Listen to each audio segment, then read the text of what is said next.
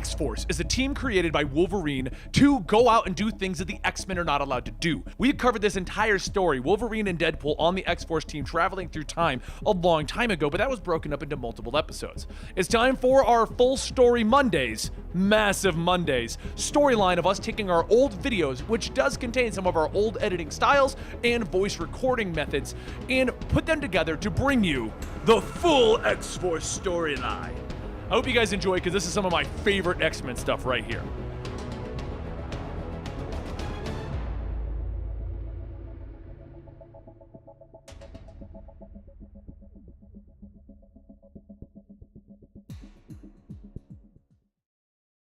Deadpool is standing on the head of a gargoyle looking down. Why did the nickel jump off the building but the dime didn't? Then he leaps off into the green pool beneath him. Dime had more sense. He lands on a platform and he leaps over the green liquid until he walks into an evil looking room and he looks around. Okay, now that's what I'm talking about. Omnia's fortress of impending doom inspires dread, sets the tone! Then he fires a grappling line onto the structure and he pulls himself up. What manner of evil lies within the Citadel de Cripsville, ponders our hero. He pulls himself up and he looks down at a ritual going on. Individuals surrounding a sarcophagus. A woman is then sacrificed in front of his eyes willingly, and the coffin begins to open up. It's him, no doubt, Deadpool says to himself, but before he can act, he hears something behind him, and a giant beast leaps in at him with an axe. And that's when Psylocke wakes up with a gasp. Angel wakes up next to her, asking if that was a bad dream. The dream that she just had was of her killing Angel, because he lost himself to the Dark Angel inside. Dark Angel is deep inside of Warren, and Psylocke is the one keeping it in check. If she were to remove the hold that she has on his mind and Dark Angel, it would fracture his mind. It would make him broken. But Angel is okay with that. He feels that there are times where Archangel's brand of justice may be needed, and he thanks Betsy for her help in keeping Archangel at bay. For everything else, he has X-Force to handle it. But after they talk about their relationship for a minute, a call goes off. And Warren knows only one person that has that line. And if he's not dialing him drunk, it may be an emergency. Meanwhile, over in London, Fantomex is on a job trying to acquire goods that aren't exactly his when Wolverine interrupts the job to make him aware that they have a secret meeting to get to. Wolverine, Psylocke, Angel, and Fantomex all load up into Fantomex's ship and they get on with their mission. The call was from Deadpool, and it was a red alert. He needed help and the target was something huge. The ship reports that they have arrived and the team gets to work jumping past the green liquids that Deadpool was near before. Wolverine then begins tracking Deadpool's scent and he follows it to a big ugly statue sitting off on its own and he pops his claws and he leaps in. Wolverine is known for his tracking skills, so when he decides to attack a statue, there's a reason, and the statue responds by swinging at him. Wolverine begins to cut into it, and then it digs its axe into his shoulder, infecting him with something, possessing him. He turns and he sees Angel. Bloodshed, horror, gore, lost! And he leaps at Angel with his claws ready. Murder, fire, wrath! Psylocke jumps onto the beast's back and begins to dig her weapons into its brain, patching into it psychically. Then there's a feedback as she hits the ground telling everyone, fire is the only solution! Fantomex luckily can make people see what he wants them to see. Misdirection, he calls it. And he points at the beast and he tells him, the girl is the one. The beast stops, grunts, and it seemingly explodes. And when Psylocke asks what happened, Fantomex tells her that he made the beast think that he was in love with Psylocke. And it didn't agree with him. She then patches into Wolverine's mind, fixing his rage, and the team presses forward. They find Deadpool strapped to a table and they let him go. Deadpool leads the way out of the building, and as he jumps in to attack some of the guards, he asks the most important question. How do you kill a circus? Go for the jugular! And he cuts the guards' throats. They all leap out the window and onto Fantomex's ship before escaping. But as they leave, Wolverine asks Warren, how long has he known about Apocalypse's return?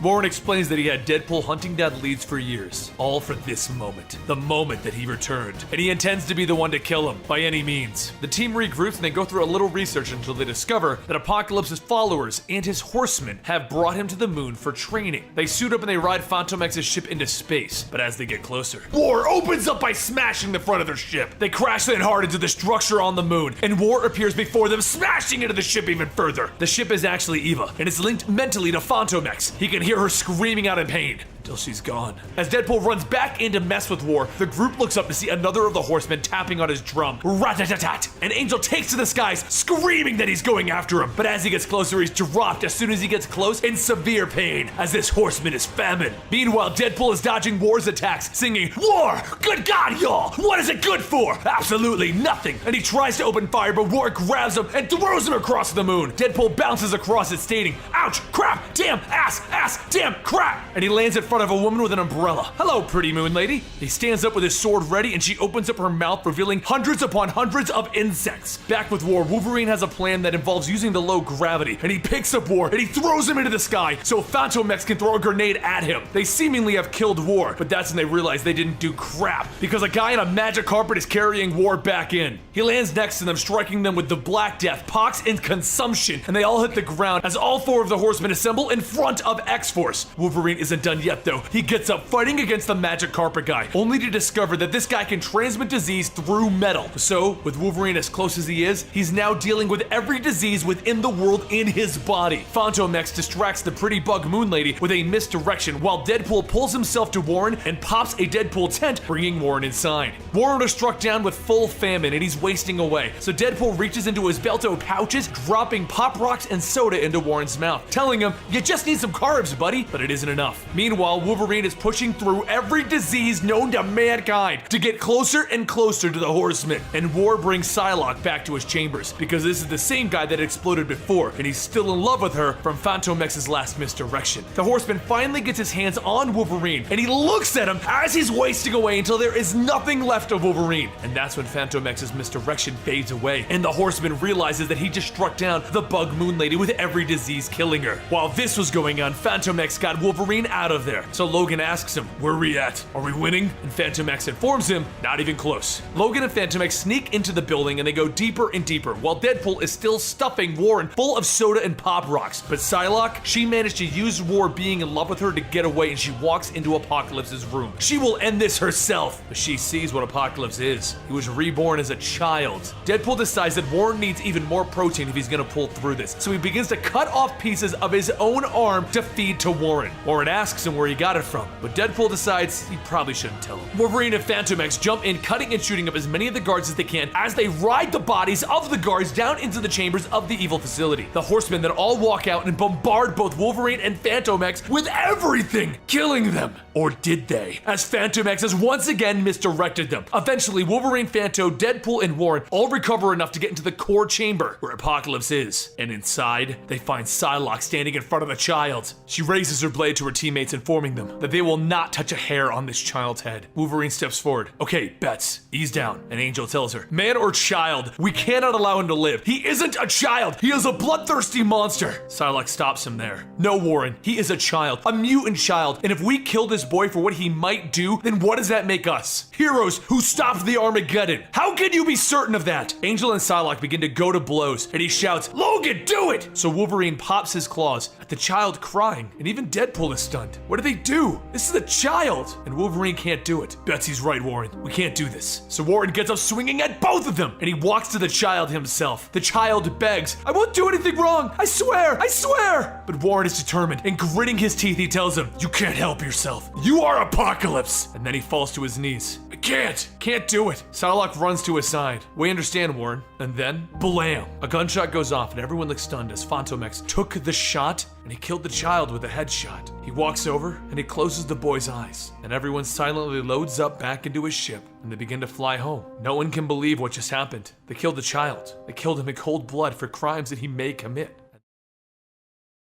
Who is Fantomex? Well, he was born in the world, and using its unusual technology, he was brought into adulthood within a month of real-world time. The world is a product of the Weapon Plus program, and it is a high-tech, self-contained research facility, and after Wolverine, Fantomex, and Captain Marvel destroyed it, it came into Fantomex's possession, and he controls the entire facility.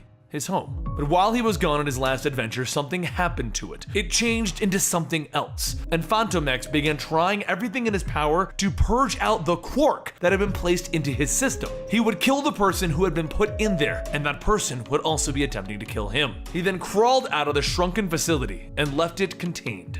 Meanwhile, in Cavern X, the home of the Uncanny X-Force, Deadpool calls a meeting because he wants to talk. He wants to talk about what happened.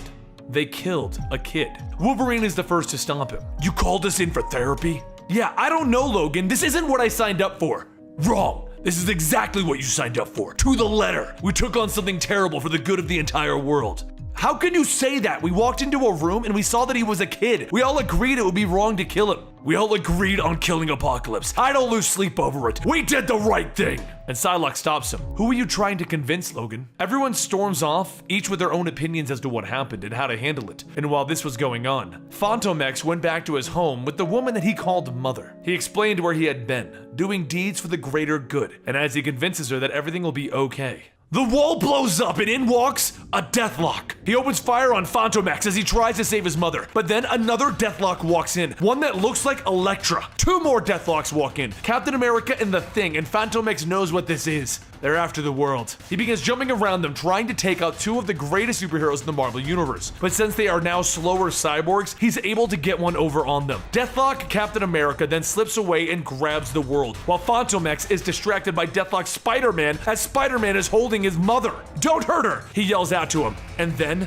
Deathlok Spider-Man snaps her neck. Fantomex jumps in, grabbing him, and he flings him into Deathlok Captain America. They both go through a wall, and Fantomex tells Eve, his computer system, to find Wolverine and get X-Force on this. He then jumps down to fight them even further, only to see Deathlok Hawkeye waiting for him. With a single arrow, he destroys Fantomex's house, seemingly killing him, and then all of the Deathloks leave with the world in their possession. Fantomex managed to get to his ship though, and he got away just as everything exploded. And now, he's bouncing out in the snow. He crawls out of his ship and he looks up to see another Deathlok standing in front of him. But this one is the actual Deathlok from his timeline. That's when Deathlok Spider-Man jumps back in. As Fantomex's ship flew away, he whipped onto it, and now he wants to fight. But he's much slower as a cyborg, and Fantomex gets him to the ground and points a gun at Spider-Man's head. We don't deserve to die like this. We fought for what was right, Deathlok Spider-Man tells him. I believe you. And he shoots Spider-Man in the head. The original Deathlok walks over telling Fantomex, Captain America has the world. We need to stop it. The cyborgs begin running towards Father as they are calling him, telling him that they have the world, they will save him. And Fantomex shows up out of nowhere, opening fire on them. You had the world. With Fantomex's bullets and Deathlok's help, they manage to take the world back from the cyborgs. Fantomex looks down at Captain America's shield that he acquired during the fight, and he asks Deathlok if he'll be keeping it, because he could use it for a new museum that he has to build. That's when one of Fanto's ships lands and he applauds.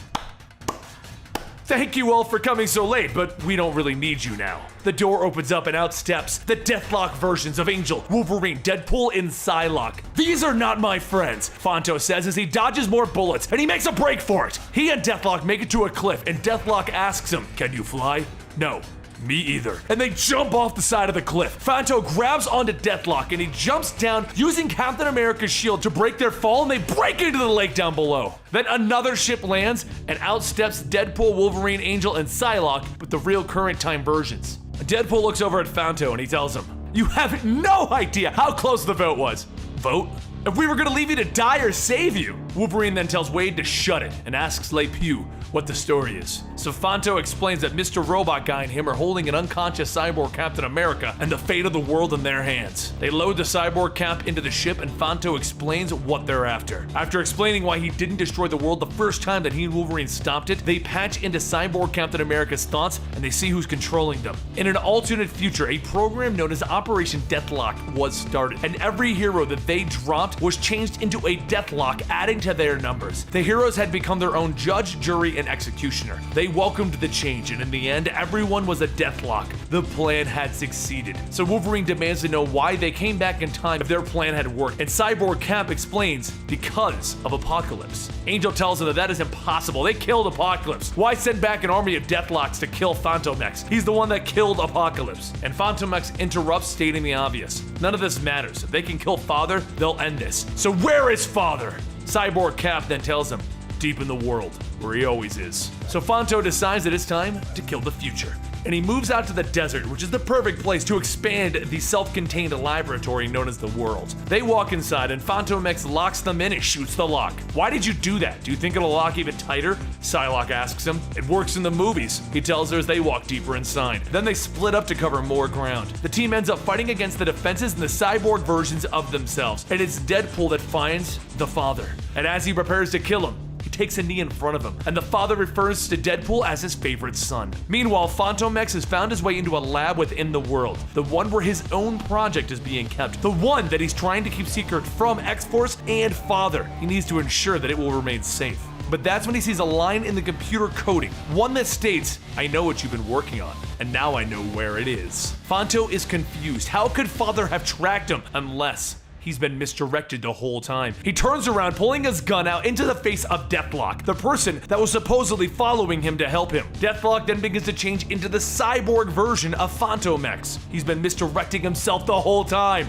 Fanto thinks to himself, it's a little off-putting to be misdirected, and he begins to fight against his own future cyborg self. Luckily, that's when Fanto's own experiments begin to activate. Weapon 15, Ultimaton, and it blasts the evil Fantomex. Then Cyborg Wolverine jumps in to keep fighting Fanto. He shouts out for Ultimaton to seal up the lab, and that's when he gets clawed in his back. Back in Father's room though, Deadpool is watching this happen on a computer screen, and Father tells him, Fanto is a spoiled child, and you are the proper heir to everything. As they watch Fanto dying, Father tells Deadpool, your father is so proud. You'll get a cake for this, Wade, and a kiss on the forehead as I tuck you in. Deadpool thinks to himself, yeah, that's gonna be wait a second. Did that creepy old man just say he was planning on kissing me and tucking me in? No, that doesn't sound right. And he turns around, cutting off Father's head, as he calls him the creepy uncle. With the death of Father, all of the deathloks vanish because that timeline doesn't exist. Everyone meets back up at the edge of the world, and Deadpool arrives with Father's bloody head on the end of his sword, telling everyone,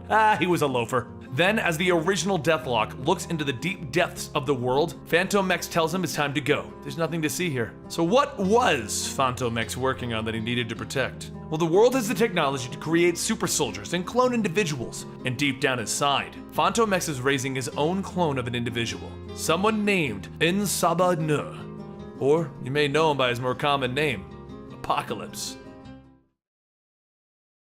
Wade Wilson, also known as Deadpool, is in an army base snooping around. He calls back to inform Wolverine that there's nothing here, and Wolverine tells him, keep looking, bub. Meanwhile, Deathlok, the original cyborg individual, has joined up with the X-Force and is discussing the objects in Fantomex's museum with him, while Psylocke is helping strengthen the walls within Warren's mind. You see, a long time ago, Apocalypse came and he turned Warren into one of his horsemen. The persona is known as Archangel or Dark Angel, is of pure evil, and is now locked within the mind of Warren. It's Psylocke that daily goes in and strengthens the hold on Archangel because she fears that if she removes him, she'll do damage to Warren's mind. That's when Wolverine comes over and wakes her up from her trance. They have a mission before them. Deadpool stopped answering his comms, and Wolverine thinks that they need to go retrieve him. They break inside of the base and they hide in the outskirts of it while Psylocke sends an astral projection of herself inside. She walks right into the main chambers where she sees the villain Maul. He's the one behind this. He was also expecting them. On the outskirts of the base, he grabs a hold of Deadpool using his mind control, and the various guards around them turn into Maul's thugs. Then as Fantomex turns to his friends for help, he sees that Maul's also taken hold of Angel and Wolverine. Idiots. Why am I the only one with a telepathic dampening field? Fantomex says as he begins to lift up Psylocke's body. Deadpool leaps in at him, and then Wolverine jumps over, cutting off Fantomex's arms. Except none of it happened. Fantomex misdirected them and made a break for it with Psylocke's body.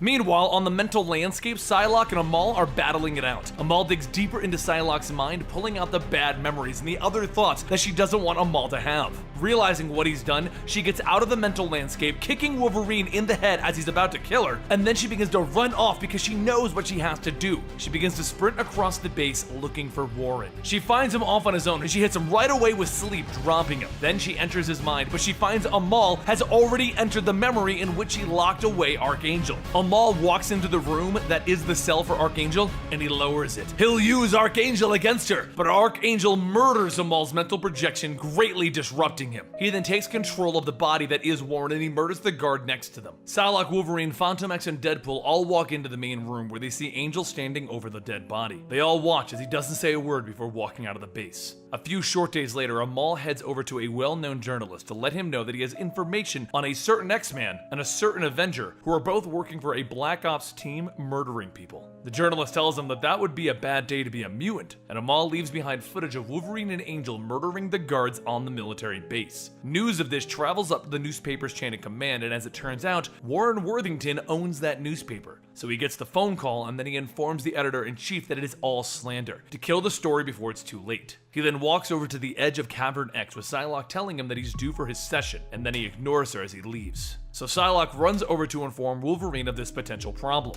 The editor is quickly discovered as missing, and the journalist seeing this realizes what that means for him, so he begins trying to upload the files so that everyone can see what he's discovered. But it's too late. Archangel is standing behind him, demanding to know where he got that information from. Wolverine comes crashing through a window and he begins to fight it out with Archangel, but Archangel throws Wolverine out the window and then he lets him fall to the street down below. He then chases the journalist up to the rooftop, and as he goes in for the kill, Psylocke hits him with a mental blade, knocking him unconscious. She then wipes the journalist's memories of everything and they all head back to Cavern X, where they lock up Archangel in a cell. They all come up with a plan. They're gonna need to find a way to safely remove what Apocalypse did to Angel all those years ago. The plan begins with freeing Dark Beast. Now he is an evil version of Beast from a future where Apocalypse won and conquered the world. It's known as the Age of Apocalypse. They bring Dark Beast back to Cavern X, where they tell him right away what's happening. Angel was turned into the heir of Apocalypse and he is now preparing to move into his proper position. A death seed was planted within Warren that will lead Warren to using the power before him to wipe out all life on the planet and start it anew. He will lead this world to extinction. But since the Celestials are the ones that created the death seed, which can lead to the end of all, they also created a life seed. The only problem is that the life seed, which will free Warren from what's going on with him, won't be created on this earth for centuries. So they're going to need to go to the only place that he knows one exists, the Celestial Garden in the Age of Apocalypse, his home time. So the plan is set. They will travel to an alternate future where Apocalypse has already won. They'll get the life seed and return to free Warren from the hell that he's going through. X-Force and Dark Beast enter the portal and they arrive on a hellish landscape. Dark Beast then leads the way as they move towards one of his old labs. It is there that they find the life seed that he acquired long ago. But that's when Nightcrawler appears before them, wondering why Dark Beast would bother returning to this time period. And if it's for this particular item, then this item must be important. Dark Beast tases him, dropping him to the ground, and Logan walks over trying to explain the situation to Nightcrawler. But the moment that he sees Logan has his hand, he assumes that Logan is a clone, and bam, he is gone. Psylocke tracks him out to the streets, and the group runs outside to find him, but that's the moment that Sabretooth jumps on Wolverine. The two arch enemies begin swiping and clawing at each other while Deadpool finds Nightcrawler. Nightcrawler exclaims that he is the one that killed Deadpool the first time, so he'll use the same plan, and he bams behind Deadpool, cutting off his head. Then he didn't, because Deadpool's head and body vanished. It was another misdirection from Fantomex, and Fantomex and Deadpool now have the life seed and they're making a break for it. Psylocke stops Sabretooth and Wolverine while Nightcrawler catches up to Fanto and Deadpool, and in the fight, the life seed hits the ground. That is the moment the Sunfire needed to swoop in and grab it. Then, just like the others, he decides that if Dark Beast needs this, it's not good, and he flies up into the sky, throwing it far away from him and blasting it with his powers, destroying it once and for all. To make matters worse, while they were messing around in that fight, Dark Beast walked back to the portal, and then he used it to go back to their Earth, stranding them in the Age of Apocalypse. Once the X-Men of the Age of Apocalypse realize that there is more going on here than Dark Beast making a bunch of clones, they decide to play nice, and they bring these younger X-Men to their base to meet their leader, Jean Grey. This is a bit odd for Wolverine, as he is still in love with Jean, but in his timeline, she died. In this timeline, she married Logan, and then he died when Apocalypse took over. They are both confused by their feelings for each other because they aren't the versions of each other that they fell in love with. But as they finally give into it and lean in for a kiss, something arrives at the window behind them. A giant sentinel. He begins to walk through the glass wall and he begins to target Jean, so she channels all of the power that she has as she blasts the sentinel with the power of the Phoenix. Wolverine then asks if this happens a lot, and she tells him that this is the first, meaning that Apocalypse's forces know where the resistance is now. So they discuss many plans, and they decide that the best course of action at this point would be to attack Apocalypse's forces first and get the other seeds. You see, Dark Beast was lying. There is more than one seed, and the other ones are inside of a defeated Celestial that is on planet Earth. The Resistance also found a mutant with the ability to jump people between dimensions, Gateway, and using him, they can get everyone home. So the plan is set. Attack the Celestial Garden, hopefully pushing them back for the Resistance, get a life seed, and go home saving Archangel. Seems simple enough. While they prepare for their mission, Fantomex decides that it's time to tell Psylocke what he sees in her and Warren's relationship, and he informs her that she doesn't love Warren. She loves being needed. She punches him across the jaw, telling him, "How dare you!" So he raises his mask and he kisses Psylocke passionately, only to be pushed away when she tells Fanto that she won't be giving up on Warren. With that, everyone loads back up into Fantomex's ship and they begin their assault. As they walk into the base, Wolverine suggests that Jean and her team come with them. Come back to their world. It's so much nicer than this place. There's no reason for them to stay here. This fight is lost. And that's when the Blob lands in front of them, and behind him is the Black Legion, Grim Chamber, White Cloak, Iron Ghost, Zombie Sentry, Blob, Blob, Orange Hulk, Demon Oct, and Beta Red. Nightcrawler turns to his comrades and he tells them to run! This crew is beyond them! Everyone runs down the hallways, choosing to find Gateway and hopefully just get everyone home, and they'll deal with Archangel then.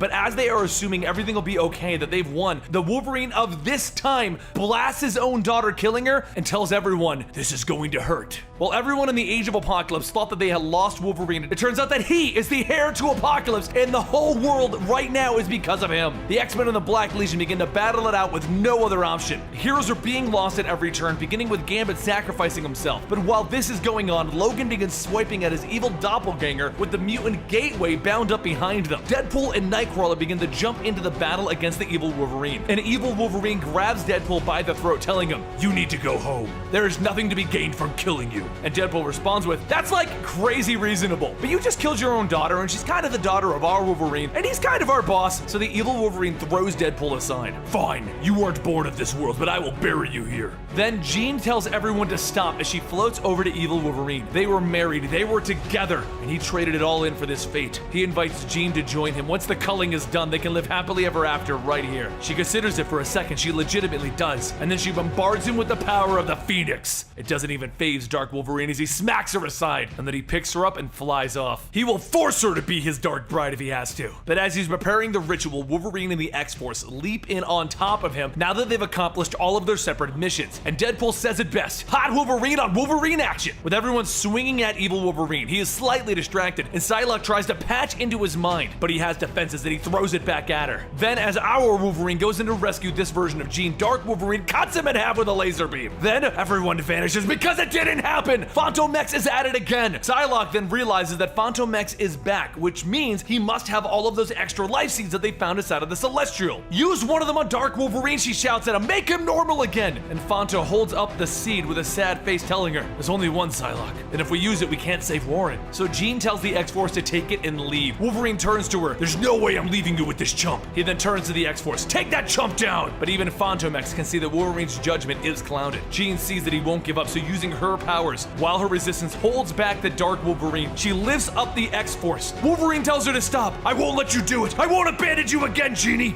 You are going to abandon me, Logan, because I'm not your Genie. Then looking at Dark Wolverine, she tells him, I'm his. Goodbye. Save your world. And she sends them through Gateway's portal with the one life seed. Then they land right in front of the last person they wanted to see, Warren, with the Dark Angel persona in full control and his own army. Thank you for bringing me the life seed. Now, please, hand it over. This story is only just beginning. Wolverine, Fantomex, Deadpool, and Psylocke now all stand ready to do what they have to, with Deathlok bound by Angel's followers already. Fantomex uses his powers of misdirection right away, only to fall to the ground, with Dark Beast telling him, we've got a plan in place to prevent that.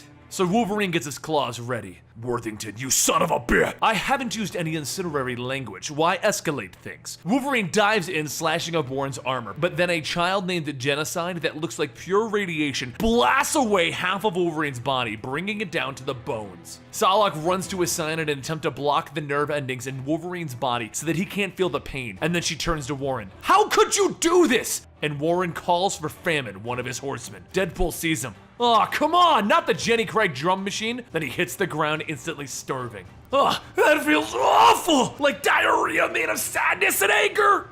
Angel then walks over to Fantomex. The life seed, please, Fantomex. In response, Fantomex stabs him in the foot. Ugh, Warren yells out, I never liked you! Psylocke goes right to work cutting up the Horsemen of War. Then she leaps over cutting up the arm of Dark Beast, and as Warren goes in to kill Fantomex, she stabs him in the chest from behind. Angel turns around to see her struggling with his followers, and he tells them not to harm her. She is important.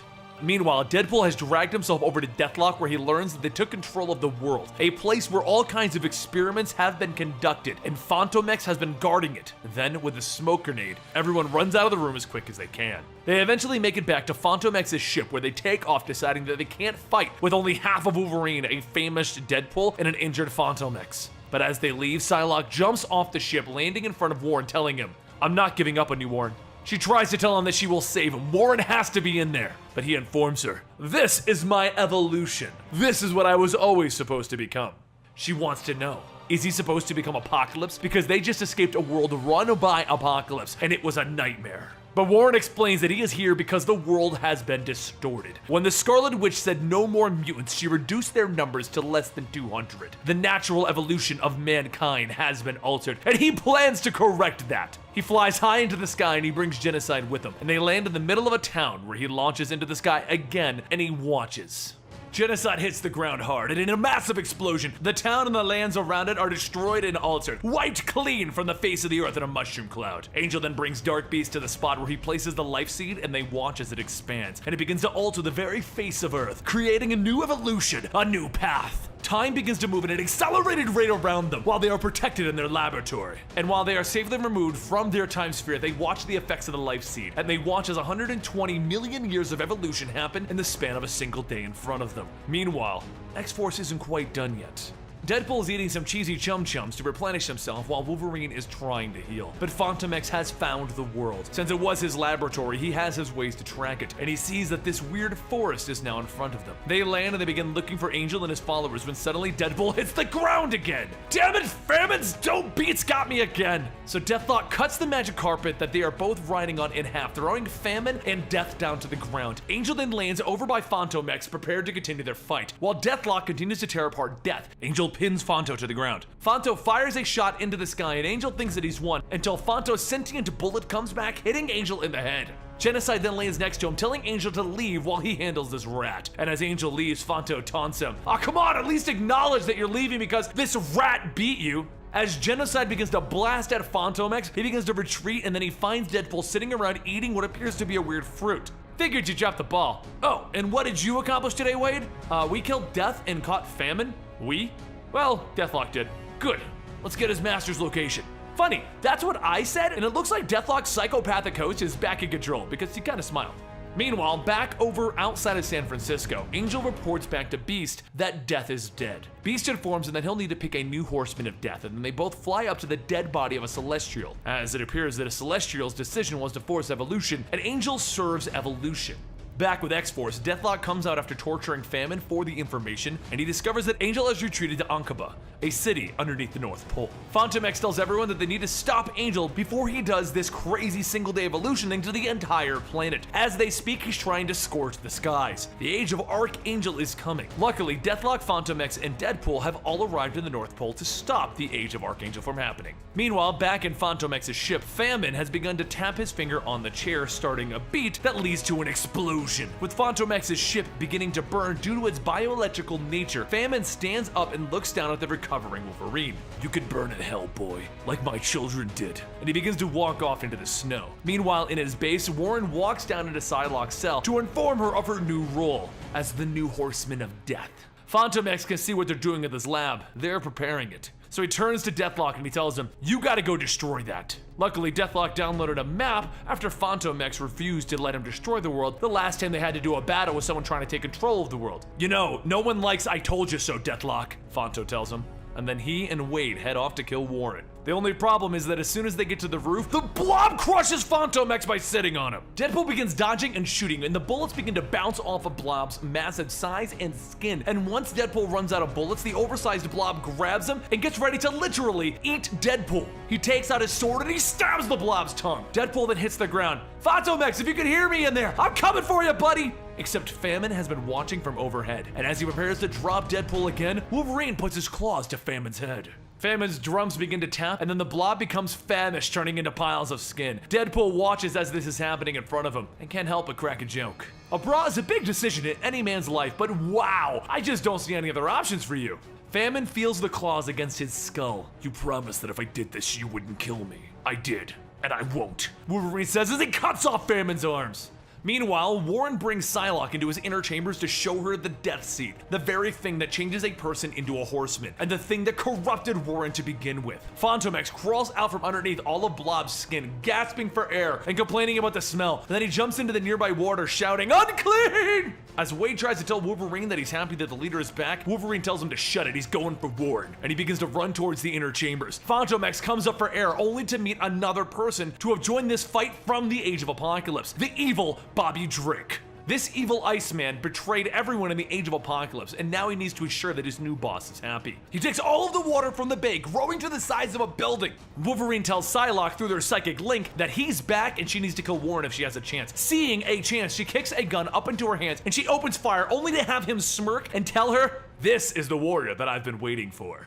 Deadpool jumps off, slicing off chunks of Bobby, but Bobby responds by creating 3 giant versions of himself, and he blasts Deadpool with his gold beams. As all of the giants form around him and unable to move, Wade thinks back to one thing. "Mr. Krusty Bottoms, my love, my cat, I didn't leave any food out for him, and the darkness will come for him next." Then, Bobby shatters the frozen Deadpool into pieces. Back with Warren, he walks Psylocke into a room with an altar. Her being unconscious after he dodged the bullet, he sets her down, informing her that they will rule this new world together. But back at the bay, Fantomex is trying his best to outrun the onslaught of ice that Bobby is throwing at him as he makes his way to the edge, and he leaps off the cliffside. Luckily, his ship is recovered and is waiting for him down there. So as he's landing on it, the ship asks him, "Should I open fire?" And Fanto tells her that we're leaving. Save the energy. Meanwhile, Deathlok has made it to the inner lamps of the world, only to find Dark Beast and the Horsemen of War waiting for him. War strikes him from behind and begins to infect him with pain, fear, loss, murder, rot! He infects him with a desire for war.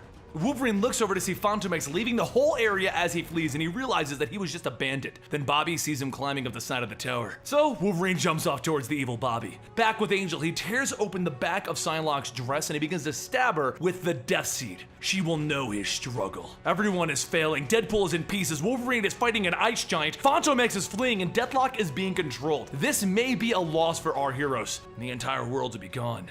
Psylocke then gets up as the Horseman of Death and she walks over kissing Warren. And Wolverine is having all of the air around him freeze, and this is causing him to not drop Bobby. Luckily, Fantomex didn't run.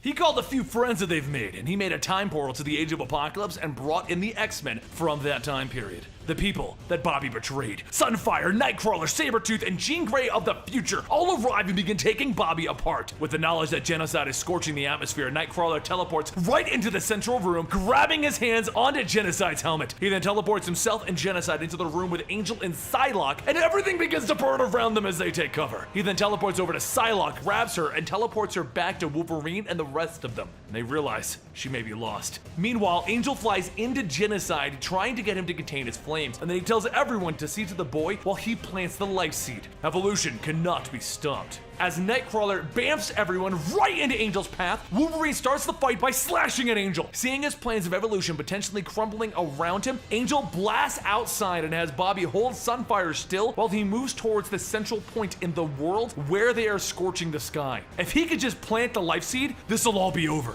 Luckily, the heroes still have Nightcrawler, and he bamfs Wolverine and Sabretooth right into the air above Angel, and they tackle him, and they all begin to tumble back down to the earth. Meanwhile, Fantomex is trying to talk some sense into Psylocke, so she pulls out a knife, slicing his throat. Quickly, she realizes what she has done and how horrible it was, and with that momentary lapse in her mental fortitude, Jean breaks in, removing the threat of death, trapping it deep inside Psylocke's mind. The real Psylocke begins to wake up in Fanto's arms, and she realizes that he misdirected her. It's what he does! That's when he tells her what she needs to do, and it's not going to be easy.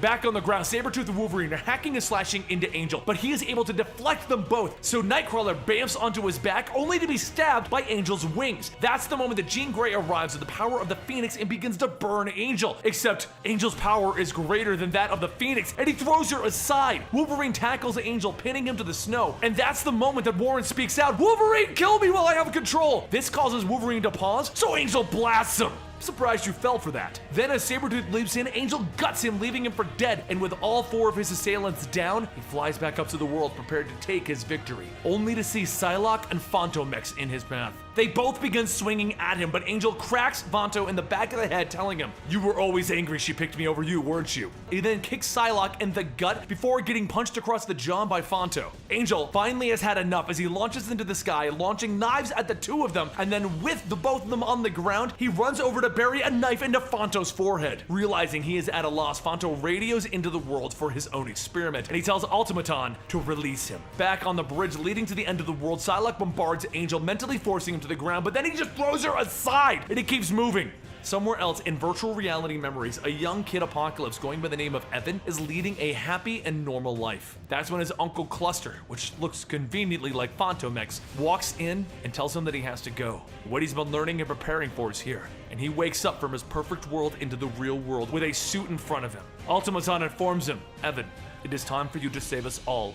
Back with Angel, he doesn't understand why the world hasn't scorched the earth yet. It should have burned the skies and burned the ground. He then looks up to see Sunfire is absorbing all of the energy. Evan then rockets in out of nowhere, hitting Angel so hard that he bends his back, informing him, "You will not succeed, villain!" The two of them land in the main halls of the world, and they begin their fight, except Evan has all of the power. He is the Genesis! And he blasts Angel back. Automaton walks over to Fantomex, and Fanto tells him that they have to save Sunfire. He can't contain all of that energy. Angel and Evan go back and forth until finally Angel gets the better of Evan, throwing him down, telling him, "It's not your fault. You were born for this." And then with him finally having won, Psylocke stabs him with the life seed. He hits the ground, and he looks up at Psylocke. "Betsy, where am I?" But then the change begins, as beams of light begin to pour out of him. Meanwhile, Sunfire is finally absorbed by the power that he's been trying to stop. Fanto tells Automaton that he needs to save Sunfire. He can't die for a world that isn't his own. But it's too late, and he burns up having prevented the Age of Apocalypse, or the Age of Archangel, from ever happening. Warren hits the ground, and Psylocke hits her knees at his side. "Warren, it hurts so bad. Dying, Bets. No, you're fine. It's gonna be okay, Angel. Just close your eyes." So he does. And instead of feeling the pain and feeling his own death and mortality, Betsy gives him what they both want: a life together. She gives the two of them the mental image of an entire lifetime, where they got married, they had kids, they teach their kids, and they grow old together. And as Warren is dying of old age, he holds Betsy's hand and tells her that he loves her. And she tells him that he deserves all of the happiness in the world. She then kissed him on the forehead, telling him he was her hero. Back in the real world, Fanto tries to snap Psylocke out of the trance that she placed herself into. He tells her that they have to go as the world is crumbling around them. And with tears in her eyes, she tells him to leave her here. Leave her! But he won't. He takes her to the ship where Automaton and Evan are, and they blast off, and they land in the snow far, far away, where they find Deathlok and Wolverine. And, to make things even better, Deathlok collected up all of the pieces of Wade, because he loves him. Deathlok explains that he loves all of them. He had to learn to love to defeat war. And as Psylocke looks into the snow, she sees Warren walking through it. She runs over, kissing him and calling his name. And with the world burning behind them, he asks her, "Who are you?" The life seed remade him as an entirely new person. A true angel. He is no longer Warren Worthington. Now, the Britain Corps has kidnapped both Fantomex and Psylocke. She questioned why he chose this to be involved in with everything that's been going on in the world of the mutants recently, and he explained that because they are in Otherworld, it is the duty of the Captain Britain Corps to watch the entire Omniverse, not just his homeworld. Otherworld is the home of the Captain Britain Corps, and the court of Camelot ruled by King Arthur. It is a world of magic and intrigue, and also where Captain Britain has taken Psylocke and his new prisoner. Psylocke asks him why he has brought her here, and he explains, for the Battle of Otherworld. Brian walks her through the castle, explaining that they need her and they have no idea who's behind these attacks. But the person behind the attacks, their goal is to reach the Tower Omniverse. Her other brother, Jamie, explains that whoever they are, they know the Corps well, as they've anticipated every move, and that's why they needed to bring Psylocke back. It's one move that no one would expect them to do. Elsewhere, back on Earth, Deadpool, Wolverine, and the Age of Apocalypse version of Nightcrawler that is now joined to X-Force are fighting it out with villains when they get a call from Automaton. Psylocke and Fantomex have been abducted from X-Cavern. That's when Brian explains to Psylocke that they took Fantomex to answer for his child-killing ways. Fantomex is an anomaly. He only exists in one reality. Because of that, the punishment will be severe. After his trial, if he is deemed guilty, they will sentence him to being erased from existence. No one will even remember him. He tries to argue that he prevented a war, or possibly 7, but they don't care. They deem him guilty, and they deem the punishment to be severe. The argument is that they have no evidence that the child Apocalypse would have ever actually committed his crimes. They only have facts, and the fact is, Fantomex killed a child. Meanwhile, Wolverine has rounded up Gateway, a friend that can teleport people anywhere, and they have tracked Psylocke and Fantomex to a dimensional disturbance, a doorway to Otherworld. Automaton explains that Otherworld is the source of magic, a dimension outside of dimensions, where the denizens guard the intersection between all of reality. Deadpool with his typical wit, comments. Magic Land, eh? Well, I'm a 16th level ranger in Advanced Dungeons & Dragons. Chaotic neutral. Saving throws, oh plenty. As they walk in, Wolverine tries to calm him down. Ain't really like that, Wade. It's a striking place. Green hills, fairies, pixies, kindly old wizards. I don't think we'll.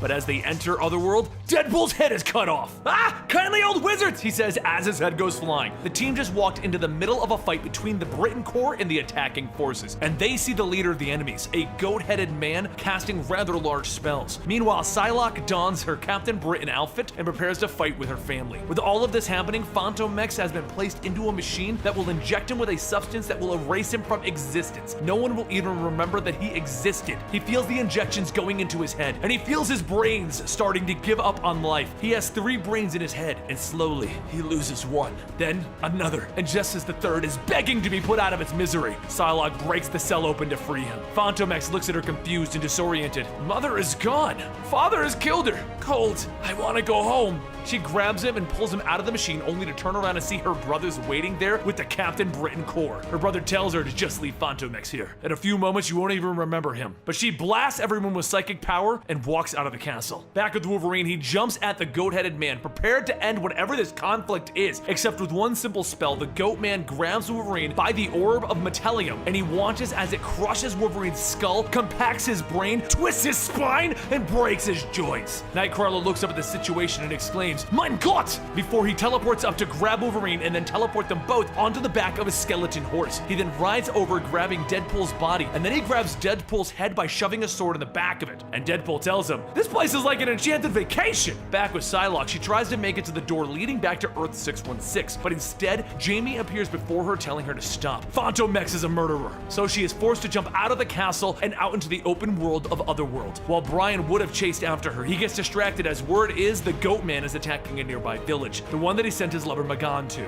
So, his priorities are slightly altered to go save her. Back with Nightcrawler, he gets everyone to Magan's town to see them all relieved to see Wolverine and the X-Men. She's so thankful that Earth would send them to help, but Wolverine explains that they are here to recover Psylocke and Fantomex, and if Brian gets in his way, they're gonna have a whole nother war in their hands. Meanwhile, back with Psylocke, she has run out of options and decided to bring Fantomex to the Forest of Sorrows to see if Krokruel will help them, someone her father banished ages ago. While he may not like her or her family ties, he does have the power to wipe the poison out of Fantomex's mind. But he refuses until she offers something that he needs, the only thing that she could possibly trade him for Fantomex's life. Back at the Britain Corps' base, they're trying to figure out how Goathead had access to the mythical orbs. The orb that he used is one of the 3 with immense power, and they were supposed to be held by Merlin, but somehow they had it to use against Wolverine. And to make it even more confusing, the orbs are still right where they were left, locked up in the Britain Corps' vault. So, where is Goathead getting his power? Then as Brian and Jamie try to put this together, the castle is suddenly under siege by the undead awoken by the orb of necromancy. How is he doing this? And to make matters even more challenging, the goat-headed men has sought out an old villain of Fantomex's, the Skinless Man.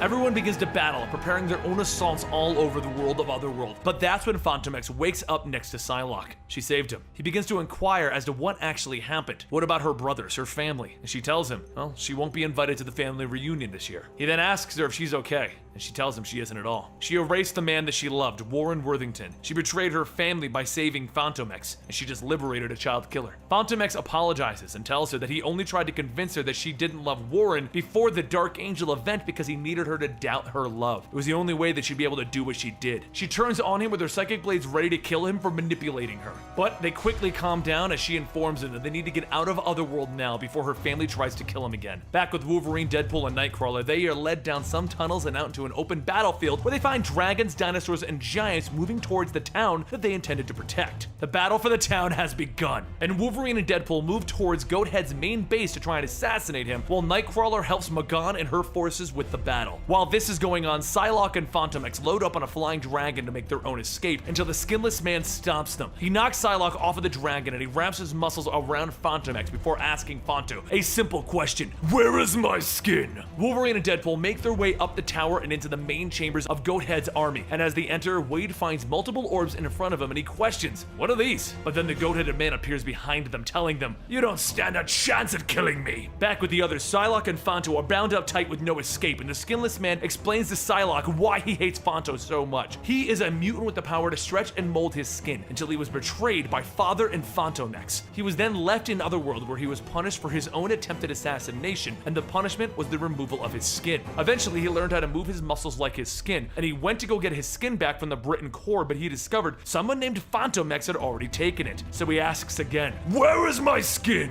When he can't get an answer, he begins to peel back Fanto's mask, and he begins to cut off his face. Everyone is in dire straits. The battle is getting fierce all over Otherworld, and the most volatile of them is the battle in town, and it looks like it's a loss. They are losing their footing and there are no reinforcements coming. So Nightcrawler takes Magon by the head and he leans in to kiss her a final farewell, only to have Brian arrive informing Nightcrawler she is spoken for. The Britain Corps flies in, pummeling all of the enemies here while Brian asks Magon what was she doing. Everything was a loss, so she moved on to the elf, and Nightcrawler tells him, "Do not call me that." Back with Fanto, Skinless Man is holding his face, telling him, "Beg, beg." Luckily, Psylocke is a psychic and she uses everything she has to shut off Fantomex's pain receptors and shut down Skinless Man. She wasn't using her powers because it would make her family aware of their location through their psychic link. Fanto gets up, putting his face back on so that it can heal, and then he puts his mask over the wound. But when Psylocke opened up her mind, she saw that the rest of X-Force had come to Otherworld to save them. It's time to reunite the group. The battle rages on while Wolverine and Deadpool are thrown around by the goat-headed man, except that he's about to win over them, and that's when Merlin and Roma arrive. Awoken from their sleep, they intend to shut down the goat-headed man, except they didn't wake up, as it's another misdirection from Fantomex, and the goat-headed man can see through it, shutting it down. Psylocke hits the ground and she tries to pry into the goat-headed man's mind to find out who he is and how this is all happening, and that's when everything makes sense, and it's horrific.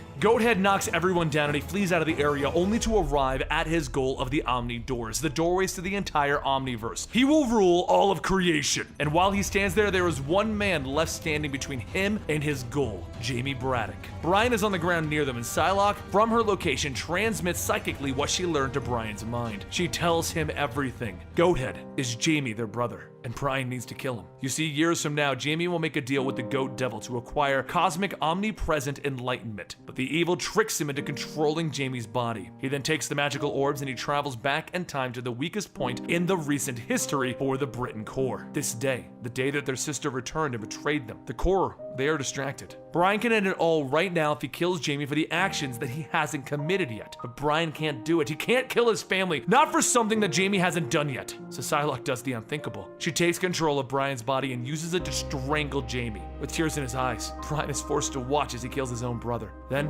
throughout the Omniverse, the goat heads all vanish, having never existed. Brian holds his brother close in his arms as Psylocke and X-Force finally get to the location. He cries out, telling her they could have found another way, but she informed him. Millions of souls were being lost every second. This was the only way. And you knew that, Brian. So you made me kill Jamie so you could remain the good guy. And with that, she walked to the exit. So what did she give up to save Fantomex's life? And once they had their adventure in Otherworld, they needed a distraction. Which brings us to Madripoor right now, where a woman in a short skirt is knocking on a door. It opens and she walks inside to see Bobby Drake naked, lying in a bed with dozens of beautiful women. Without looking at her, he tells her to get undressed and get in bed with him. So, she climbs onto the bed and tells him, "Don't worry, me love you long time." It's actually Deadpool dressed up like a hooker, pointing a gun at his face. Bobby begins to get up.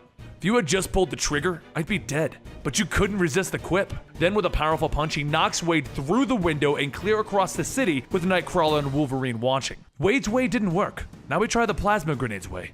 Gotta be a few hundred feet from the pedestrians to detonate that. Not to worry. Nightcrawler then bamfs into the room and grabs onto Bobby's back. "We'll be high as a kite, won't we, Bobby?" "Kurt?" And he bamfs the two of them up into the sky. Meanwhile, Fantomex and Psylocke aren't helping because they are attending the funeral of her brother that she was forced to kill in her last story, Jamie Braddock. Nightcrawler and Iceman hover over the city, and Bobby ices over the grenade, freezing Nightcrawler to himself and the grenade. "If you want to blow me up, you're gonna have to do it yourself, buddy."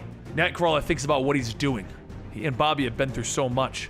He was there when Nightcrawler lost his wife, and he saved his life during the second coming of Apocalypse. But Kurt needs to do this, because the true cost of Bobby's betrayal can't be measured. He doesn't look at this as killing Bobby Drake today, because he considers him lost years ago. Wolverine leaps into the sky, slicing Bobby's hand off and freeing Kurt. Then, while Bobby falls into the building below, Kurt bamfs himself and Wolverine to the ceiling above Bobby Drake, prepared to drop the grenade again. Except this Iceman has learned a few new tricks that this day and age's Iceman doesn't have, and the evil Iceman grows to the size of a giant. The growth startles Nightcrawler and Wolverine, and Nightcrawler activates the plasma grenade by mistake, and he drops it to the streets down below. As he tries to go for it, Bobby Drake freezes him in place. So Wolverine jumps off the building, grabbing the grenade and holding it to his chest. Then as he hits the ground, he contains the blast by blowing himself up. Back at the X Cavern, Fanto can't help but notice Psylocke has been off because she doesn't even seem to care that she killed her own brother. So he finally grabs her by the shoulder, asking her, "What did you give up for me?"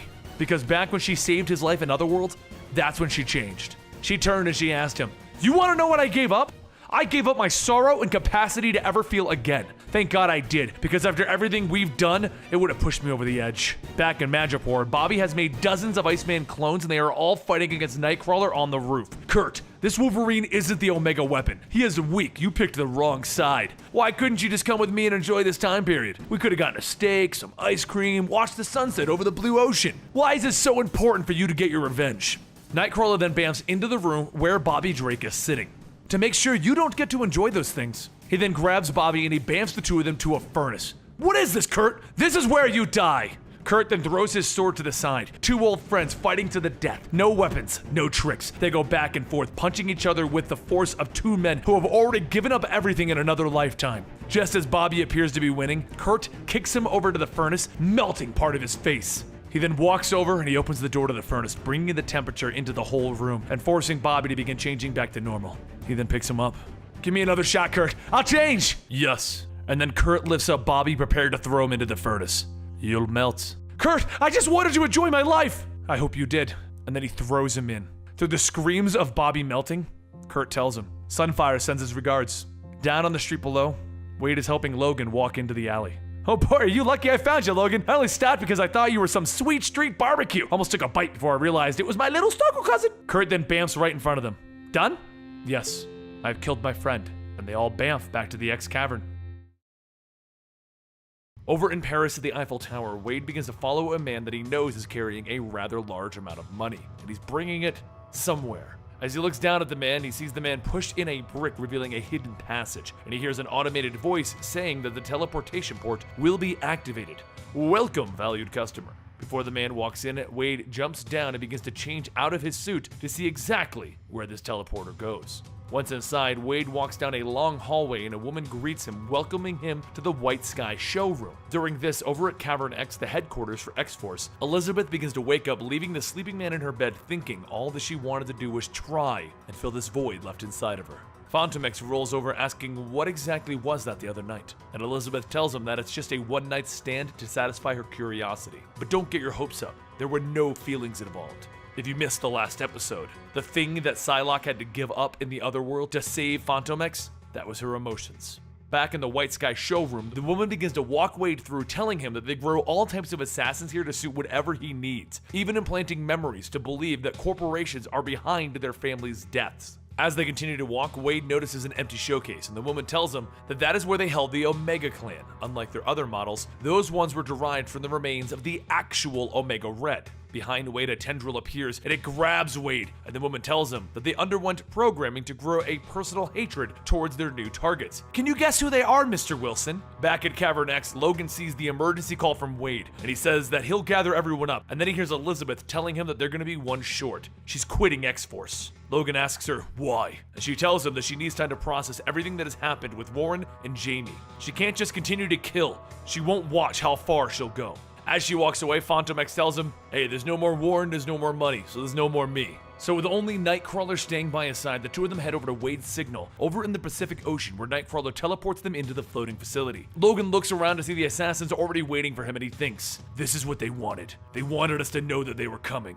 That way I can release the animal inside. He pulls out his claws and he begins hacking and ripping through the people in front of him until he sees Wade running past, stating, "You should run!" Looking at what he's wearing, Logan asks, "What do you have on?" And Wade says, "It's the JCPenney Dapper Boy springwear. Just shut up and run!" But it was too late. The Omega Clan grabs a hold of Logan and Nightcrawler, telling them that they will suffer for slaughtering their parents. As Logan struggles, he can feel a tendril slowly moving inside of him, filling him with poison. Wait, no, that's not poison. Logan's body begins to become bloated and fat, and Omega Black says that they will now suffer for their retribution. They will suffer at the hands of the Omega Clan. Over in Paris, Fantomex walks through a party in his apartment trying to pass the time, telling himself he doesn't need Elizabeth. Logan will find Wade without him. But soon he finds himself staring into the city from his balcony, and that's when he hears Elizabeth's voice calling out to him, asking if they could talk. The way she feels about him so soon after losing Warren, she knows that he's mad, but if he'll just listen. Fantomex turns to the crowd inside and tells them, "Party's over. Collect your familiars and your servants and get out." As the crowd leaves, he turns back stating, "Okay, talk." Back at the White Sky showroom, Omega Red tells Logan that he's feeling the effects of his super lupus. Inflammation runs amok and his body swells with pus and spontaneous decay as his body is consuming itself. He will die bloated and ridiculous after what he did to their parents. He then continues by explaining what they did to their parents. It was him, Deadpool and Nightcrawler. They came when the Omega Clan was kids and they killed their father, Omega Red. Then, when their mother hid, they killed her too. As Logan grows fatter, he struggles, telling them, "This isn't right. We just met the elf, and Wade just started running with us. We were never together that many years." Below them, though, Wade sits at a computer picking out various options that maybe he can use against the Omega Clan, like jetpack thruster rockets or harpoon genitals, guns, lots and lots of guns. Above them, Logan continues to struggle, but he ends up falling down to the lower level, and then Omega Red tosses his body off the ledge to an even lower floor. Over in Genosha, Kitty Pryde and Hank look over the destroyed city, and Kitty tells the students that is why they need to make sure that they can coexist with the humans and never repeat what just happened here. Above them all, Sabretooth watches, and one of the boys points at Evan, stating, "How about we don't raise our very own apocalypse? Seems like a good way to avoid any more genocide, right?" Kitty stops the boy, telling him to shut up. Whoever Evan may resemble, she will not stand for this kind of taunting. Elsewhere, though, Shadow King watches Kitty, as well as the other X-Force members, telling Sabretooth that the Brotherhood is activated. Go ahead and grab the boy. A voice then tells Shadow King, "I'm ready to live it up, because soon we're gonna have our own apocalypse." Back at the White Sky showroom, Logan starts picking himself up, knowing that he needs to get this poison out. Then he does the only thing that he thinks will work. He starts to tear open his own stomach. During all of this, back in Paris, Fantomex asks Psylocke if she's gonna suddenly remember that she hates him, and Elizabeth tells him no. But she does have a surprise for him, so close his eyes. Fantomex closes his eyes and he tells her that she should know that he'll need at least 5 minutes before he's of use again. And then he tells her that he remembers when he first saw her. She had such amazing pure violet eyes. She then pulls out a gun, and Fantomex continues stating, which is why he found it odd that she suddenly had specks of yellow in her eyes right now. So he pulls a gun on her, and then Psylocke begins to change into Mystique, telling him, "Shall we just get on with it?" And she fires a shot, but Fantomex ducks and tackles her down, stating, "We shall." Back in the upper levels of the White Sky showroom, the Omega Clan continue to beat down on Nightcrawler as he tries to fight back. But as Nightcrawler falls to his knees, somebody hears a voice stating, "Beware, the Lord of Hot Dogs approaches!" And just then, Wade's robot that he created flies in, attacking the Omega Clan. And then Logan and Wade run in, grabbing Nightcrawler as he teleports the three of them back to the Blackbird. Logan then says, "We gotta find Psylocke and Fantomex. Everyone is in danger, and I don't even know who we're dealing with, but it's bad." Over in Paris, Fantomex and Mystique move their fight to the rooftop, and he tells her that she makes love nothing like Psylocke. And she tells him, "And yet, you continued. I didn't say it was bad." Fantomex then kicks Mystique off, and as she grabs a clothesline, she swings back, kicking him. And she says he should be poisoned. The toxin shuts down his mutant abilities, which is why his misdirection isn't working. He pulls himself back up, and Mystique tells him he better die before he sees what they have in store for Psylocke. And then as Mystique goes to stomp on his hand, he grabs her, pulling her down, stating, "I'll stop you." She falls through a home and she gets back up, seeing Fantomex escape. And then over the radio, she asked if he was poisoned. And she tells them, "Oh yes, poisoned to the gills." Back in Genosha, the boy from before calls Evan over, telling him that this place is creepy, huh? Must be a paradise for a psychopath like you. But you know what I see when I look at you? A monster. But then a voice says, "Such a subjective concept." And Sabretooth appears, slamming the kid's head to the ground, telling Evan, "Let's go take a walk and get to know each other." But before they can walk off, another student stops him, and Sabretooth looks at him, telling him, "You have stupid hair." And then a voice from above says, "His hair is all bad." And Blob comes crashing down, sitting on the kid, stating, "You just needed a little styling grease to give it more of a relaxed look." Evan runs off and he begins to hide in a toy store, and that's when he begins to hear Sabretooth telling him, "You've been lied to. You've got power. Power to change the world. Sabretooth then appears behind Evan and says, you just need a better teacher, that's all. And then he shocks him with a stun gun. Over in New York, Phantom X rides Ava to Elizabeth's apartment and jumps through the window. And when he lands inside, Shadow King tells him, new friends. Phantom X asks, where is Psylocke? And Shadow King tells him that he came here expecting to defeat the warrior that had caged him so many years ago, but instead he found this fragile, broken girl. She's over in the bathroom. Phantom X runs and kicks in the door, seeing Elizabeth sitting in the tub, stating, she did it. She killed them all. Forever. He leans down telling her everything is okay, but she pushes him away, telling him to get away from her. He tells her he's not gonna hurt her, but then a tendril creeps out grabbing him, and Skinless Man tells him, look, you've terrified her. Skinless Man then slams Phantom X into the mirror, and just as he goes to stab him, Phantom X grabs Skinless Man and slams him into the toilet. He then turns and grabs Elizabeth, pulling off his mask, and he places it on Elizabeth so that the dampening plates and the mask will block Shadow King's connection. But the problem is, Phantom X knows that without his mask, he's the next target. So he grabs Elizabeth and he begins to head back to Ava, and after getting her on board, Skinless Man reaches out grabbing him, and Phantom X tells Ava to get them the hell out of here. The airship leaves and Skinless Man begins to pull Phantom X back through the window, and he tells him, just where were we? Skinless Man holds Phantom X up, telling him, we have the boy, and now we're gonna crack open his brain and use him for all manners of misbehavior. Just know that you were the one that set it all in motion. Skinless Man then sticks his knife into Phantom X's chest, and he pulls out his heart, telling him, so many brains, but only one heart. Back on Ava. Ava tells Elizabeth that the connection between her and Phantom X has been severed, and that Psylocke needs to jump before Ava crashes. The ship flies over to Cavern X, but as the ship begins to fall, Elizabeth jumps out while Gateway, another mutant with the ability to teleport everyone everywhere, watches. The ship crash lands, and with Ava down, that means that Phantom X is dead. And Gateway goes to help Elizabeth back up, and through the explosion, a figure starts to walk towards them, telling them, do not fall into despair. The second stage has just begun. Inside the cavern, Logan tells everyone get the medical lab prepped as Psylocke walks through the door, falling over. He catches her, telling her that everything will be okay, but she tells him no, nothing is okay. He's dead. And then Logan asks, who? And a voice over the monitor tells him, Phantom X, stupid. And then everyone sees Dakin on the screen. Sorry, Dad, I killed your friend, so I guess I'm grounded now, huh? Logan demands to know what he wants, and then Ultimaton jumps down behind Gateway. Before Logan could do anything, Ultimaton snaps Gateway's neck and then begins to start charging. Dakin tells him, funny thing about Super Sentinels like Ultimaton, once free of Phantom X's control, they go right back to their primary function, killing humans. The Brotherhood of Evil Mutants watches on screen as Cavern X explodes, and Dakin tells Evan, being a bad guy is a better side of the coin to land on. Luckily, 30 seconds before the explosion, Psylocke realized what was going on, and she realized that she needed to get everyone out of there. Understanding that Gateway is their only way out, she links to Gateway, telling him, please hold on, and forgive her for this, but he needs to send them away, send them anywhere but here. A blue light begins to shine, and then as it fades, Deathlok tells them, right on time. Welcome to the future, X-Force. Then he tells him, we need to go. I'll explain on the way. Everyone begins to look around and he tells him, you're in Los Angeles, 30 years into the future. Just as you were about to die, you were warped here. There's no need for secrecy. I am not here to hurt you. But there are others who are, and they're anticipating your arrival. Wade tells him, I bet you're dying to say, come with me if you want to live, right? But who's they anyway? Down in the alleyway, Deathlok hands them a bug, telling them to hurry up and put these in your ears. It'll keep you guarded from the magistrate's thought crime surveillance. Psylocke tells him that her mind is well guarded, and Wade asks, are these Bluetooth compatible? Deathlok then takes the group down into the sewers to have those injured receive medical attention, and then he tells them to hurry and gather themselves. We'll be leaving in 5 minutes.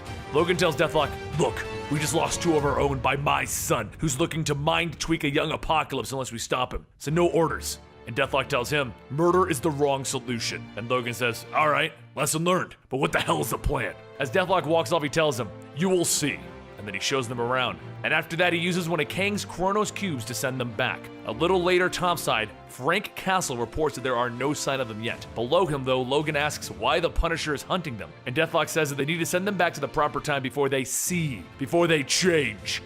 You must follow me. Soon, Deathlok leads the group to the other side of the building where they watch officers pull a man from his apartment while his wife shouts, he didn't do anything yet! And the man tells her, no, not yet. The officers take the man and they throw him into their aircraft and they fly off. Psylocke asks where are they taking him, and Deathlok tells her, preventative termination. Your methodology taken to its exponential conclusion. Logan then asks, who's in charge here? And Deathlok points to a massive billboard telling everyone, Magistrate Braddock. Deathlok explains that the boy that they saved, Evan, he ascended to Apocalypse and became the worst threat that the world has ever known. So Logan gathered an army of X-Force to stop him, and they did. After Apocalypse was killed, the world was free, and everyone celebrated them as war heroes, electing them to ensure such monsters like that never rise again. And years later, he killed every single known criminal. But after there were no more criminals, Logan began to lead the army in preemptively killing anyone who thought of killing anyone. And Logan says, "Stopping killers before they kill? What's so bad?" Deathlok slams Logan, shouting, "Murder for any reason is still murder." And Logan tells him, "Sometimes murder is a necessary sacrifice." As Logan walks off, Deathlok pulls out a gun, cocking it, telling him, "I will save the world from you, the only way that you would understand." He then begins firing the gun, and Nightcrawler grabs Logan before he's hit, so Deathlok turns to attack the next closest person, Wade. But Wade tells him, "Wait! So you're gonna kill us to stop us from creating a future where we kill people from stopping them from— ouch, my head!" Nightcrawler then reappears with Logan above Deathlok, sending Logan flying down onto him. Deathlok manages to catch him, stabbing Logan with his own claws, and as Wade runs in to help, he finds himself getting punched in the face, knocked back. Deathlok then stands over Logan, pulling out a Kree staff, telling him, "This will evaporate your flesh." But before he can strike down, Deathlok is shot multiple times in the head. Officers then begin to show up, and Deathlok crawls to the side of the building, telling them, "Because you turned to murder, you deserve to die knowing that this world will go on." And then he crawls over the edge. A short while later, Cable reports that Deathlok is down, and Logan asks him, "Awful strange business we're in here. So are you here to help us, or—" And Cable tells him, "I'm not here to hurt you, no matter what lies that freak told you." Wade tells Old Pool that he has some questions. Like, when they got older, how's the SAG factor? Low and lazy? But future Wade tells him, "Shut up. Where did Braddock go?" Elsewhere, Elizabeth runs through the rooftops, telling herself she will kill her own future self. She will put an end to this. She will stop all of this from happening. And once she reaches the edge of the building, she stops and draws out her sword. She then holds her sword to her stomach, stating, "If this is what I am to become, then I will kill myself before it happens." And she thrusts a sword into her own stomach. All around Elizabeth, the world begins to change and things begin to become distorted. All she has to do is finish it, sever her spinal cord. But before she can, Frank Castle flies up, pulling the sword out of her and telling her, "I'm here to help." But Elizabeth kicks him in the head, telling him, "Oh, I'm sure you are." Slowly, she begins to get back up, walking to the edge of the building, so Frank pulls out a gun, telling her to stop. But as she jumps, she asks, "Or what? You'll shoot?" She doesn't get very far as Cable flies through, grabbing her, but Elizabeth continues to fight by headbutting him, causing his hoverbike to crash into a building. Cable then fires a grappling hook to catch them, and again, Psylocke fights for them to fall, and soon a red cloud appears, catching the two of them. Nightcrawler is the one that caught them, and he appears with them back on the roof. Logan runs over to check on what's going on, but she says, "She cut right through, she's dying." Future Logan flies in and tells him to give her over. There's still a chance, and current Logan tells him, "It's okay. Being you, I know you're not gonna let her die." Elizabeth struggles and breaks free from Logan, telling everyone, "This isn't your decision," and she runs into Wade, grabbing his gun. As she holds the gun to her chin, future Psylocke tells her not to do this. This isn't the way. Lower the weapon and calm yourself. The sleep comes, and slowly, Psylocke's eyes begin to close, and both Logans scream for her not to do it. "Don't close her eyes!" As everything begins to fade to black, she begins to hear a voice. The voice of Warren, asking her if she's dead again, so soon. Warren helps her from the fountain she wakes up in, telling her, "What you're doing is wrong." She tries to say that she can't let what's happening continue, and he tells her, "There are devils, but you aren't one, nor is Logan." But did she ever think what Phantom X did was right? As ugly as it may be, he saved hundreds of millions of lives, just as you did when you stopped me and set me free. Elizabeth says that all she wanted to do was protect her friends and family, and Warren tells her, "You have, and you will. So now, you need to forgive yourself and find a new love. Allow yourself joy, because in the blink of an eye, we'll be together again." Soon, Elizabeth awakes from her dream, but then she sees her future self and tells her, "It was you! You used Warren to change my mind to keep me alive." Future Psylocke tells her, "I did no such thing, but I even still see him in my dreams. Love leaves a mark on the soul." Psylocke snaps at her, asking, "What do you know about love?" And her future self tells her, "More than you know. What we felt for Phantom X was true, but his love would have corrupted us in the end. So, you'll get over Warren and Jean-Philippe, and you will find fulfillment elsewhere. And when no one else can do what is necessary to protect mankind, you will." Psylocke tells her that she's a murderer, but her future self tells her that this world is perfect because of it. So Psylocke tells her, "Nothing you say will convince me that this is the solution." But future Psylocke tells her, "I already have, or we wouldn't be here." Soon, the future versions of themselves begin to prepare everyone to return home, and future Logan tells them, "You know what you're up against. It'll be hard, but you can hack it." He then leans in and he begins to whisper something to the current time Logan, and future Psylocke tells everyone to be safe. Moments later, a light begins to shine and the group returns back to their time. Future Logan then walks with future Psylocke, asking, "Do you think he'll do it?" And she kisses him and tells him, "We're still here, aren't we?" In our last story, the X-Force had just returned from the future, where the idea of preemptively killing potential criminals was normal, and Psylocke was the head of it all. The Brotherhood of Evil Mutants had finally gotten what they wanted in the present time. They got the child Apocalypse. As the X-Force returns, they learn that Evan has been taken, and it's time for them to move out and end this once and for all. It's another day in Kansas for Evan, as he plays catch with his Uncle Cluster. His uncle tells him about Insaba Nur, the first mutant on Earth, and how they were selected to ensure mutants would flourish and become the dominant species. However, Apocalypse's duty was stopped by the X-Men. When the X-Man Wolverine learned of a reborn Apocalypse, he formed a team known as the Uncanny X-Force to kill him. However, that monster was still just a boy. Evan wants to know more about this. Did they actually kill him? And his Uncle Cluster turns away and walks back inside. As Evan follows, he's told to go wash up for dinner, and as he does, he asks, "Why was I never told about any of this before?" And as he looks in the mirror, he sees himself as Apocalypse, and then the Shadow King in the door telling him, "Because Uncle Cluster was the one who shot you." Soon, Evan awakens from his dream, and he finds himself in an RV with Daken, Sabretooth, and Shadow King welcoming him back to reality. Evan tries to use his eye blast, but the Shadow King tells him that he's a powerful telepath equal to that of Charles Xavier. So, if he doesn't want Evan to use his abilities, well, he won't. As the RV drives on, Daken stops at a gas station and Sabretooth gets out. And Daken says to Evan, "If I told you that Sabretooth is gonna kill everyone inside unless you killed him first, would you?" Evan runs out telling him, "I'll find another way!" But as Sabretooth enters the store, deciding which one to kill first, Evan fires his eye blast, knocking Sabretooth away. Sabretooth lays on a broken shelf and he says, "He held back, so this woman pays." He then punches through a woman's stomach, and Evan jumps on him ready to fight, ready to release his powers, but he hesitates. Sabretooth grabs him, telling him, "That's what I figured, so whoever I kill, it's on you." Soon they head back out and Daken tells him, "Preemptively killing? That's tough. Your dads are hypocrites." And Evan says, "They aren't my parents." And Daken says, "Right, about your parents."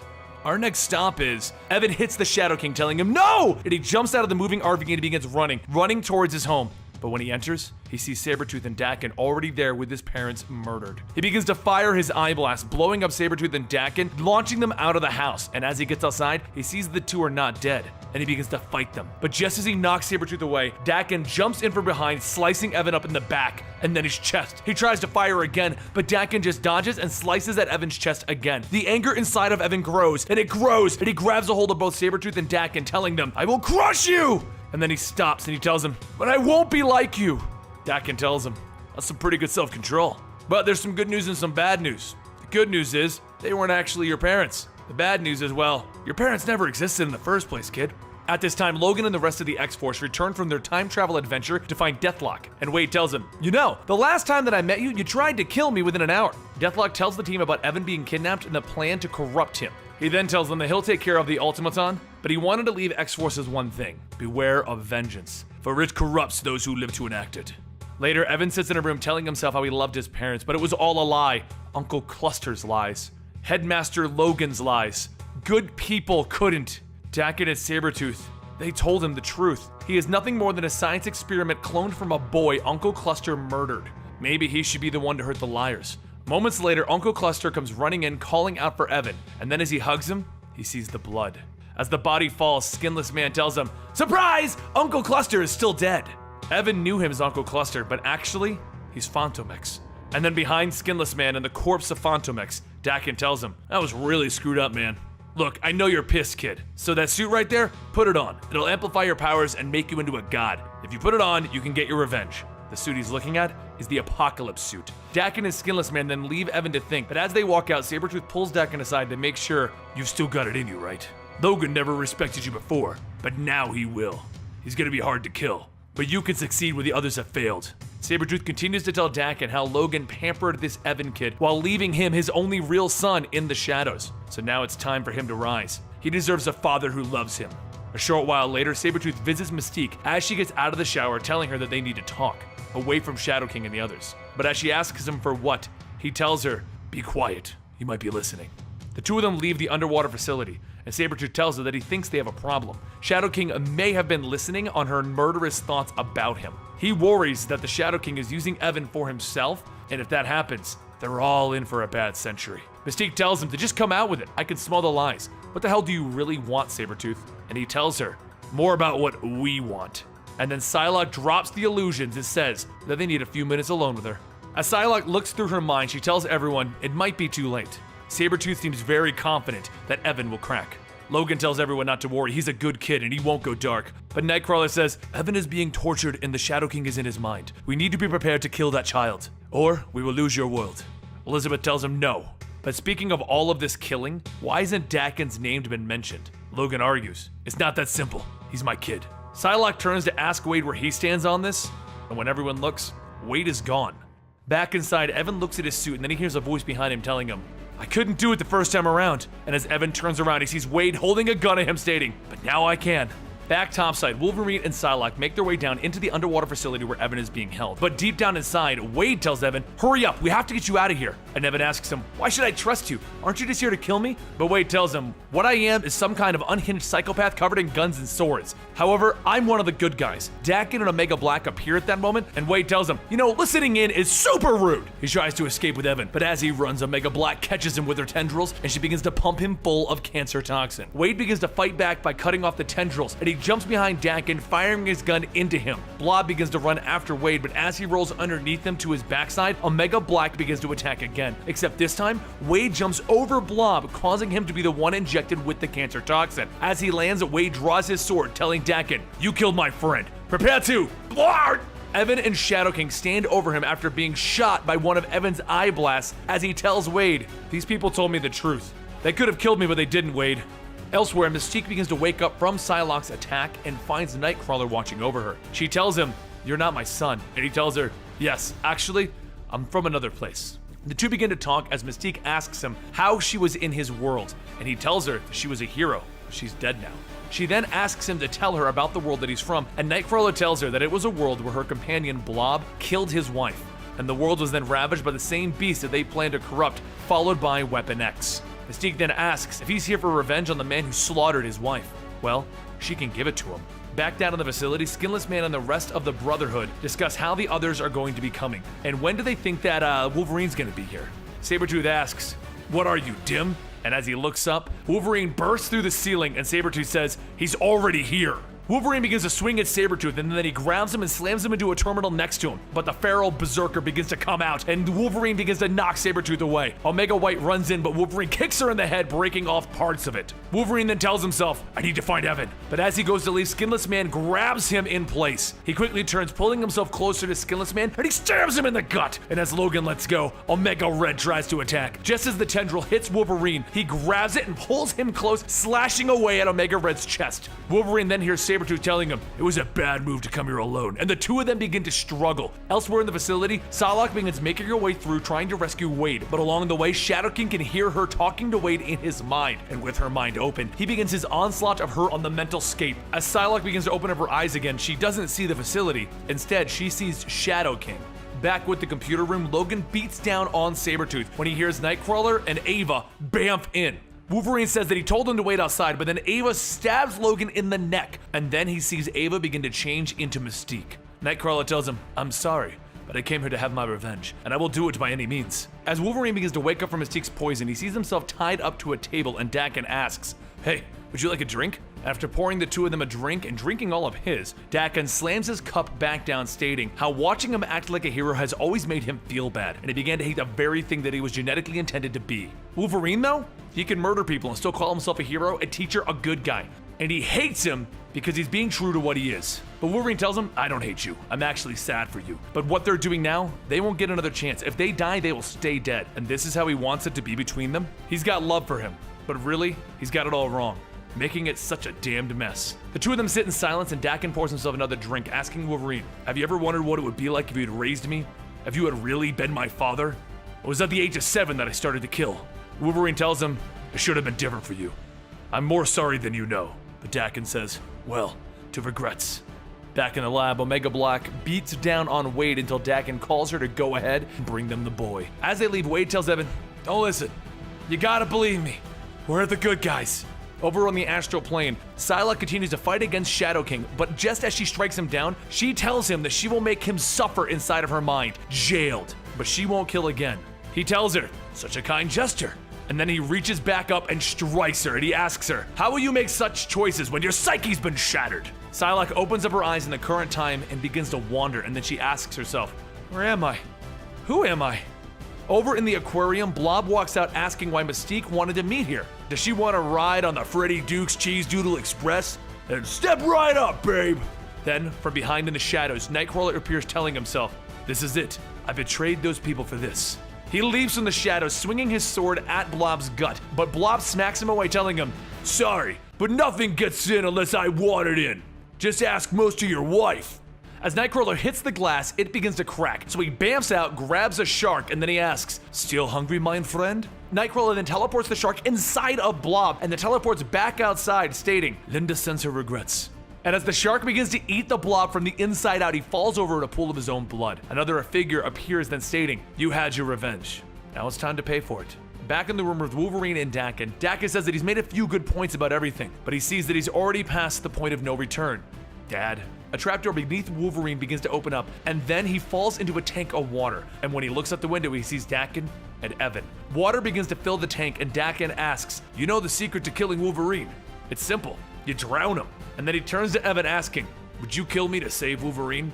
When Evan doesn't answer, Daken punches him. Evan doesn't fight back, and Daken grabs him, stating, fine, you can watch Wolverine die while he watches you. And after a while of watching, Omega Black brings Evan back into the room with Deadpool. Evan struggles and tells him, we need to leave.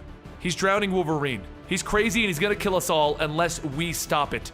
Deadpool tells him, if you do this, it's gonna end so badly. You have to stop. But Evan asks, stop? I've only just begun.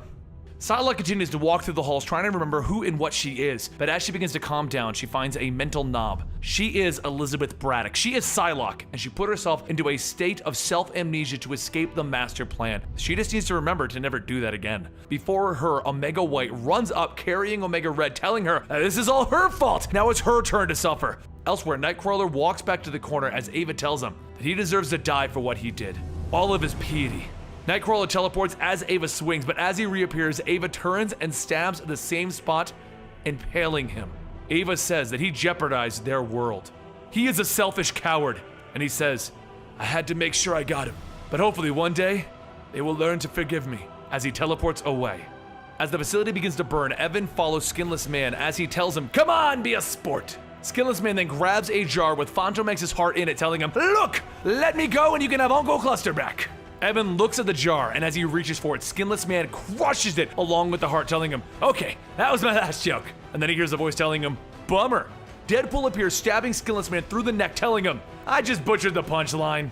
Evan then asks, how could people be this horrible? And Deadpool tries to tell him, calm down, calm down. And Evan stands up shouting, how could people be this decayed? Elsewhere, Shadow King begins to escape, but before he can leave, Omega White appears, stating that he killed Braddock. He was a fool to let her break free. Omega White then grabs Shadow King by the head, telling him that Omega White eats psychic energy and begins to absorb him into his mind. As he finishes, Shadow King sees Psylocke standing there and he demands that they finish on the astral plane. But she just psychically punches through Omega White, stating that she just erased the artificial mind. So, now he can stay locked away forever. After freeing Wolverine from the tank, Deadpool gives Wolverine mouth-to-mouth to wake him up, and he tells him, Evan, well, he's gotten a bit angry, Wolverine. Wolverine says, go find him and Psylocke and get the hell out of here. Evan continues to walk through the halls, destroying everything when he sees Psylocke run up to him, stating that they need to get the heck out of here now. But Evan just backhands her away, and on the floor, she changes back into Mystique. Evan tells her, you're a bad person, you set this up. But before he can strike her again, Nightcrawler teleports in, telling her,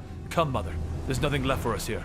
Up topside, Wolverine looks down as Daken is laying in the rubble of his base, and Daken tells him, good, you got out. It's better this way.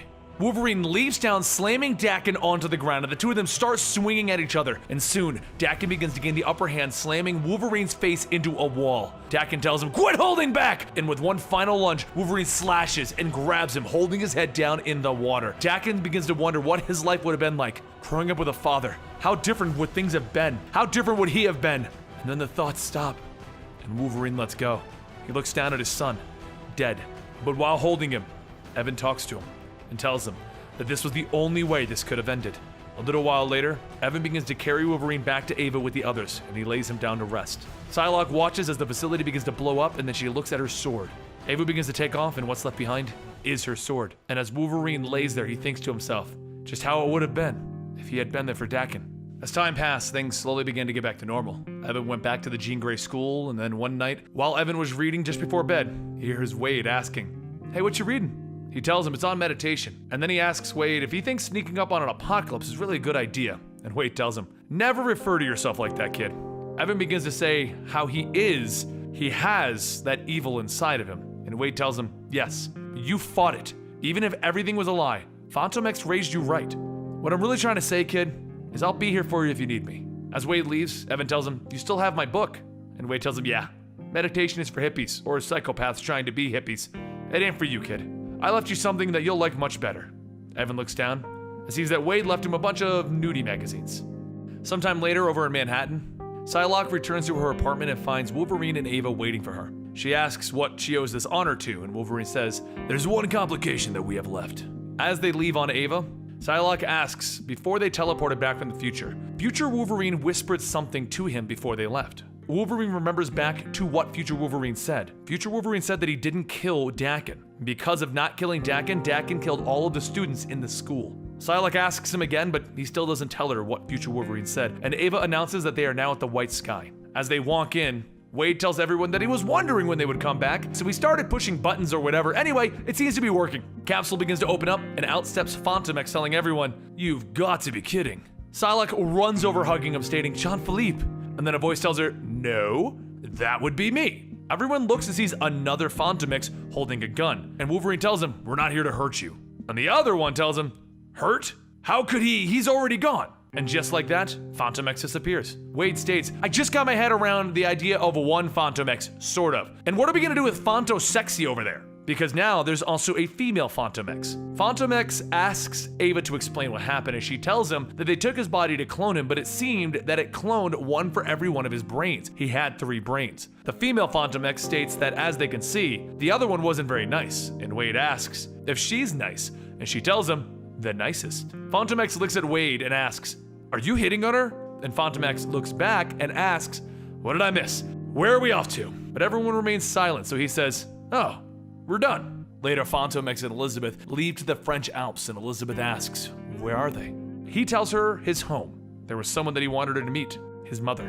And as his mother walks out, she states that she never met any of his girlfriends, so he must really like her. Psylocke asks if this is real, and he tells her maybe, but is anything? Maybe Shadow King cooked her noodle.